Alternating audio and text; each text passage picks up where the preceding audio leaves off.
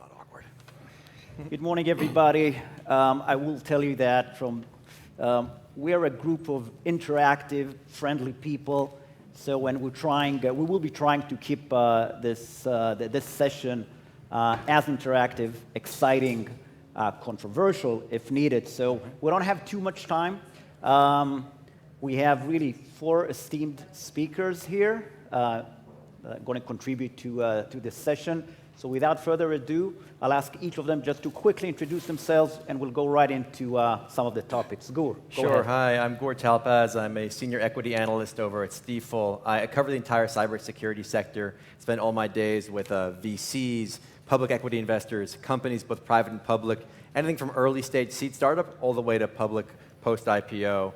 I sort of see myself as kind of very narrowly focused on cyber, but very, very deep in cyber.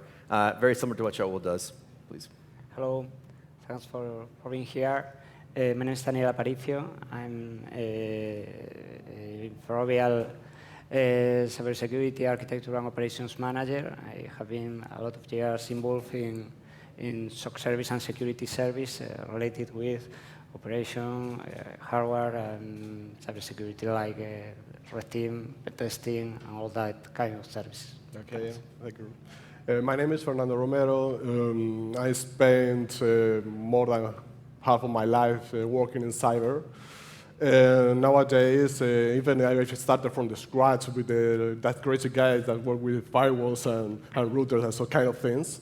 Nowadays, I head up managed security system and professional services in Cypher, a procedure company here in Spain. Okay, so I'm Eutimio Fernandez. I'm going to say that half of my life is 23 years spent in security. I don't want to say that I am too old already. But yeah, so it's 23 years, and I've been working for several vendors, as ISS, Sourcefire, and others. And now I am the cybersecurity lead for Spain at Cisco. Okay. Thank you for that, gentlemen. Gur, let me start maybe with a little bit of an overview of what's happening within the capital markets arena. 2019, undoubtedly a year, excuse me, of intensive capital market activities, IPO, M&As, even some debt offering. In your view, what has been driving that? How do you see the pipeline as we start thinking about even 2020? Yeah, I think it's been a banner year for cybersecurity this year in the public markets and the broader markets. When you look at it, I've done 4 IPOs this year already in cyber, and I think the biggest one is yet to come in Q4 of this year, $1 billion IPO of a company you'll be very familiar with once you see it. So I think when you sort of look at the space right now versus where it was even 2 or 3 years ago, clearly there's been a lot of evolution. I think what's interesting when you sort of look at the companies that are coming public right now in the space, it's pretty fascinating, right? They're typically in 2 categories. One are companies that replace legacy aging systems. So CrowdStrike, for example, right? Next generation endpoint, replacing legacy systems like Symantec and Trend Micro in a lot of ways, and growing very rapidly at over 100% year on year with heavy, heavy appetite. You also see guys attacking new threat vectors, folks like Tufin, for example, or Cloudflare, attacking new elements of the space. When we think about the future of the capital markets and cybersecurity, we're very positive, we're very bullish for a few simple reasons. One, we think the threat plane, the attack surface area that hackers have, continues to expand, and the techniques continue to evolve within the space. We think that's one. 2, we still think there's a large ecosystem out there of companies that are deploying largely legacy dated software. So for example, in the SIEM market, SIEM, you've still got a lot of ArcSight deployments out there. You've still got a lot of QRadar deployments out there. There's a big opportunity for startups, for new companies to come in and ultimately displace vendors with more sophisticated, better offerings. So in terms of my outlook on the space, I maintain a very, very bullish outlook on the opportunity. And this year, I think, has been validation of that in a lot of ways. But Shaul also has a great perspective as well. I know he's moderating, but I think he can share a lot of value as well. So I'd ask the same question to you. Absolutely. I'll take the second part of this question. As we start thinking about the outlook for 2020, we think that probably given a low interest rate environment and an economic environment pretty much still lending hand to ongoing spending on technology, security specifically, as we start thinking about, let's say, the pipeline building into the first half of 2020, even second half of 2020, we think that probably Gur has been talking about 4 IPOs so far and another 5th one, which is coming by year-end. All things equal, as we start thinking about 2020, that pace is not likely to moderate anytime soon. Eutimio, we're about to close a decade, which has seen great technological shift, the entire shift to cloud infrastructures, which appears to be absolutely irreversible on the one hand. On the other hand, there's clearly needs for some new security requirements.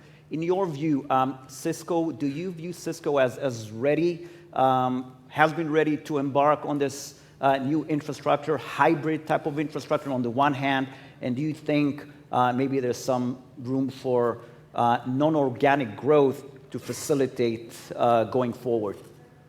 Yeah, yes, of course. So, can you hear me? Yeah? Yep. So, yeah, so it's, in this case, it's been a big investment. So, it's a must to be in the cloud. Now, all the security is moving to the cloud. So, for obvious things. So, the multi-cloud environments it's a must to run. It's a must to protect today. And, yeah, Cisco is doing a big investment from the basement. So, the new network infrastructure, it's thinking about visibility and security from the definition and from the manufacturing, so from scratch, it's security there, and we've invested in the last 6 years more than $6,000 million in acquisitions. Okay, when you say it about non-organic growth, so it's a lot. It's more than 13 security companies that now we are integrating and we are building our big platform. Okay. In the cloud, because it's a must to be in the cloud, so we are investing also a lot in a cloud security platform, it's named Umbrella, where we are giving from there all the security services that a big company may need, okay? So it's a big investment there. In terms of R&D, so what we are investing in investigation, development, and so on, we invest the 12% of our revenue in R&D. So at the end, this is, to put some numbers, it's more than our next 5 competitors together are investing in security up to date. So we are running fast. We are doing a big investment in multi-cloud environments and new acquisitions. Super. Daniel, you want to also add anything about migration to cloud? Well, I think it's also important. The big vendors, the big famous ones, are always in the scene. But it was also important this year. Some alliance between some of big vendors, big classical vendors, trying to complete and round all the portfolio. No? So I suppose that also in the following years, these alliances will continue. Will continue in the market, and Cisco is one of the best. It's a big trend. So in our last security report, it was an interview to CISOs in all EMEA, in all Europe. So some companies used to have up to 50 different solutions from 50 different vendors. This is unmanageable. So we go more and more to a consolidation of security. So it's a market that it's now in consolidation, and it's the trend. These merge, acquisitions, and so on, because for a customer, it's unmanageable. It's very, very difficult, very complicated to manage this complexity. So consolidation is a fact. Yeah. Fernando, Prosegur has been shifting more into the cybersecurity arena from a slightly more traditional front through the acquisition of Cypher. Talk to us a little bit about this migration, and I think how that new proactive approach is impacting your view on the one hand, customers' view on the other hand, and when we think about the incident response teams that Prosegur is deploying, talk to us, about some of the breaches that they are encountering and how they're treating them. Okay. Nobody asked me something like this. I was joking, okay. Well, we are talking about security. Yes, the clients are concerned about the assets. They want to protect the assets. So nowadays it's very difficult to find the boundary between the physical side and the logical or cyber side. So at the end, there is an asset, and this depends on the ecosystem where you are located. So in that case, when you're going to protect that asset, you say, okay, for example, I put an example. With that car ID, you pass through a control access. This is a mechanical stuff, and suddenly that process is converted in zeros and ones. So pass through the physical terminology to a logical or cyber terminology. So I think it's Prosegur or via Cipher is providing 316 degrees approach to the cybersecurity, or security, sorry. And how we're going to manage the incidents? The mix is perfect, because when something happens, you have the way to approach the incidents through a way of the cyber, and the physical side. So for our customers, even it's more easy to manage that kind of situation. And for me, we have a good road and a huge a way to spend that kind of services to our clients, because they say, I only want one partner. I only want one partner to manage that kind of situation. So this could be useful for our clients to provide that kind of services. Got it. Yeah. Thank you for that. Daniel, congratulations.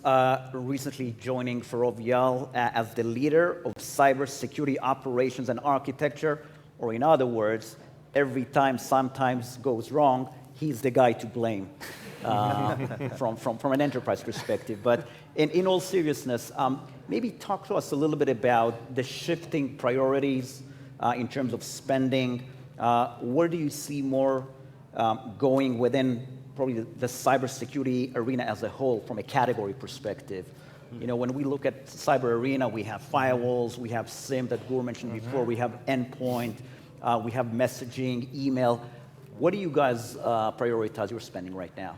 Well, for the first point, I didn't realize when I joined Ferrovial, but I'm very happy to join that fantastic team, which is very well known and reputed here in Spain. And for the second point, well, at the end, I don't like too much to talk about security or cybersecurity. For me, it's only we have to talk about security, and there are several layers that you have to. But always, day by day, you have also to keep an eye in what we call talk about traditional operation related to what platforms in preventive and reactive way. Because if you don't have this baseline running perfectly, you cannot, or there's nonsense that you are focusing in other levels. But in all this operation, you can involve all the part of real monitoring, also with internal and external sources, all the ones also coming from internet, and all what is investigation, threat hunting, or red team practice. No?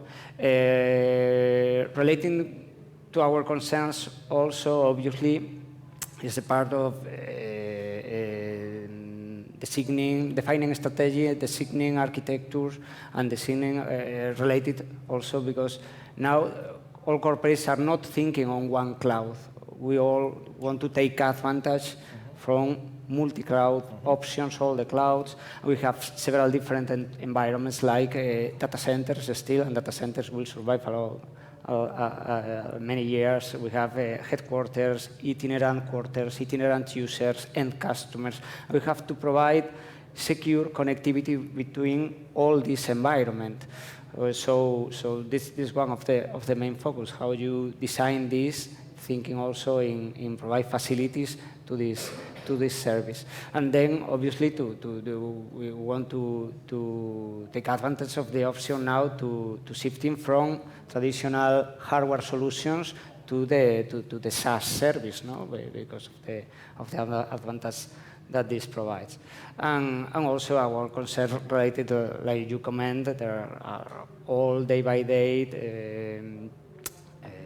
problems that you have to solve related to the workstation, because we continue having a lot of security risks via mail, via the navigators and explorers and similar. No? And also, obviously, taking a lot of focus in unauthorized access control, and especially when you are talking about the privileged accounts. That's the focus day by day. You know, this technology conference also touches on artificial intelligence, machine learning, automation, and as it relates to security, we have started to hear about trying to automate the entire security process at the SOX level, Security Operations Center. I want to ask, probably starting with you, Gore, on your thinking on those topics. How do you treat them? What's the outlook going forward? And then from the rest of the gentlemen here. I'll try not to give you a super long question, Yeah. super long answer, but look, security is a data problem, right? If you look at a story like CrowdStrike, for example, they ingest 2 trillion unique events per week, 2 trillion unique events, and that's just one endpoint vendor with 4,000 customers, right? There's no way you could possibly, parse through that data with the human mind. You need machine learning, you need automation, because the sheer quantity of events that we see every single day is massive, right? So the ML, AI, which I kind of use interchangeably, i.e. math, that's not going away. The need for that in the, that arena is only going to grow. At the same time, you've also got massive growth, for example, in the threat vector itself. So there are 2 data problems. There's the event data that you ingest as a customer, and then there's the actual threat data itself. That's also growing at a very fast clip, and you actually have to automate that as well. Finally, you've also got what was talked about earlier, which is the issue of device fragmentation and solution fragmentation. So, we think about consolidation in a lot of ways. People have talked about it for 5 years. We haven't actually seen that much of it. We actually found a customer that has 250 unique security vendors, and he's hoping to go to 200 in 2 years. So from that perspective, it is tough to manage that. But what you're seeing really interesting growth, for example, is in the overlay layer. The solutions that come in on top of everything and help you automate and manage all your solutions. And that's also a data problem in a lot of ways, right? So we do have a problem where solutions don't talk to each other. Cisco doesn't really like Palo Alto. They don't want to work with each other. But for example, at JP Morgan, you've got both Cisco and Palo Alto firewalls. They have to interact. You can address that problem in a lot of ways, and that's solved, I think, through aggressive analytics. So when you think about data and you think about analytics and security, the need for it's only going to grow at an exponential rate because you've got 3 different unique data problems. You've got the problem with data coming into the network, you've got the problem with threat data itself, and you've got the problem with data management, i.e. integrating disparate data sets and automating all of that. Hopefully that will suffice. Oh, absolutely. Awesome. Daniel, AI, ML. Well, before Timio comments something that at the end, one of the main goals is to reduce to the minimum the delay between when you are detecting something in one environment and automatic and immediate response for all the rest of the environments. And like what Timio said, now each corporate, each organization has its own architecture and a set of different technologies. So at the end, to get this response, it still is complex and requires a lot of personalization and development effort. So I think that it's a trend and it's a requirement that all vendors provide much more facilities for integrating between all of them through standards, APIs, and similar. And also the SOC service suppliers provide a layer for all these services for getting more facilities as customers. Anything to add? I totally agree with both of you.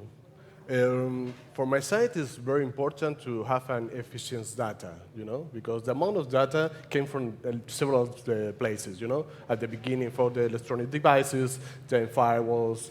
Nowadays, we are talking about cybersecurity intelligence, came from network, social network, that web. There is amounts of data. You need something that manages that kind of information, but of course, at the end, this is a tool that helps to reduce the time to respond, to take the right data, to clean that false positives, and help to the operators to provide the better services. But at the end, it's a human being beside of them that have to say, okay, this is the right thing.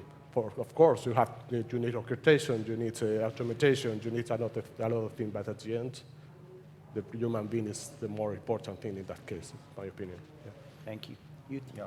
So I only can agree with both of them. So and here we are the 3 actors.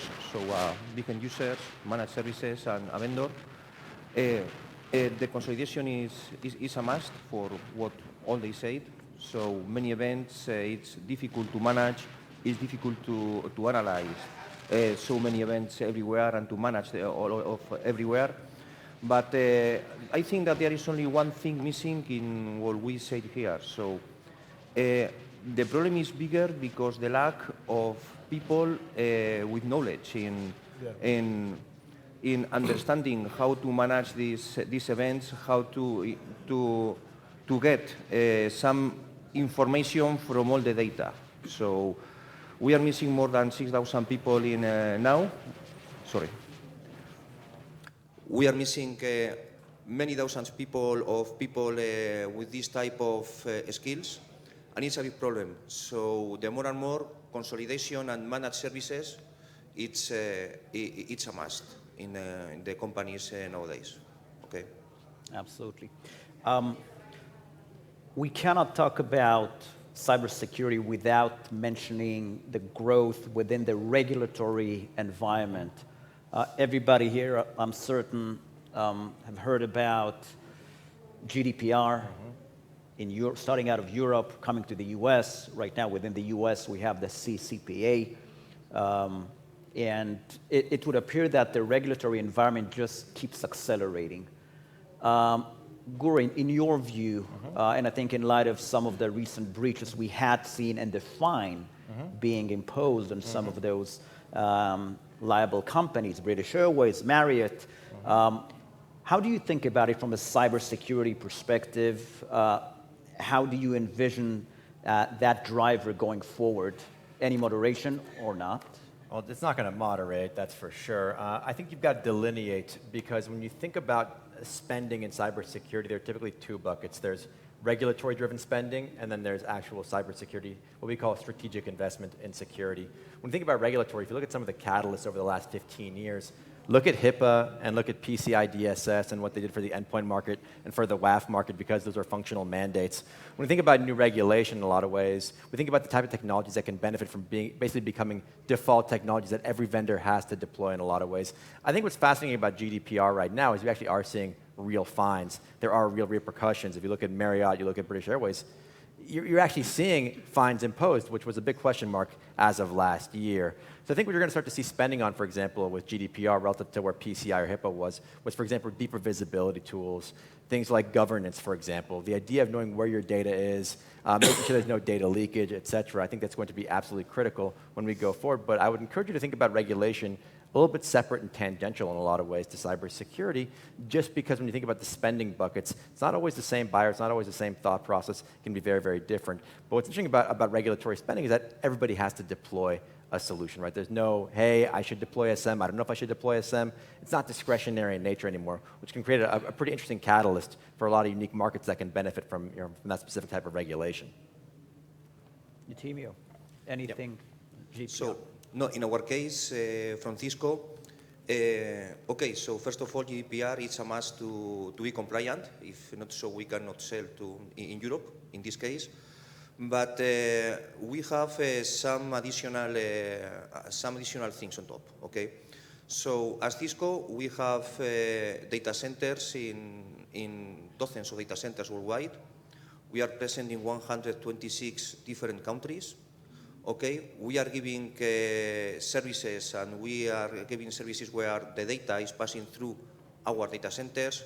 We have our also industrial property, and also we are developing devices. So it's a big mess to be compliant worldwide. Okay, so it's one of the things. So our CEO, Chuck Robbins, is asking for a global policy to move in a safe, in an ethical way, the information, for the personal information from the people, okay? So to be able to manage this and eliminate this complexity that we have now. So for us, what we are doing is that we are developing an internal policy in 7 different layers, okay? To be able, with this policy, to be compliant in worldwide, everywhere. So we are GDPR, we are compliant with all the cross-borders policies and regulations, and it's tough. So regulation is being a big thing everywhere, and more in multinational companies. Gentlemen, anything to add on regulatory environment? Well, all related to GDPR and private data management, I think one of the main keys for success is that it's not a problem related only to security or only to law department. It's something that you have to involve all the employees. You have to set a privacy data culture in the enterprise, because at the end it's never mind if data is from end customer, from internal users. At the end, every employee, when it's starting a new development, a new service or a new product, has to take in mind that it must evaluate the risk and that think how this private data management is the impact of this. No? So at the end, not only taking in mind what are the data they are managing directly, but also thinking end-to-end in the complete process, no? Also including all the data being managed by the supply chain and others. No? I think I totally agree with you, because the main difference is at the beginning the problem was allocated in the IT department or the security management. So when the regulatory entities say, okay, the data is the data, and doesn't matter what we're going to do, the rules that you have to follow. So it's just not a matter of that entities or that departments add a new department like legal, like financial, but at the end, the board is the most responsibility part of that of managing that kind of situation. So for me, it's great, because the company has to keep in mind what's happening with that kind of information, the customer data and the internal data, of course. Got it. We're running out of time. Thank you so much. Thank you, gentlemen, for joining us. Enjoy the rest of the conference. Thank you.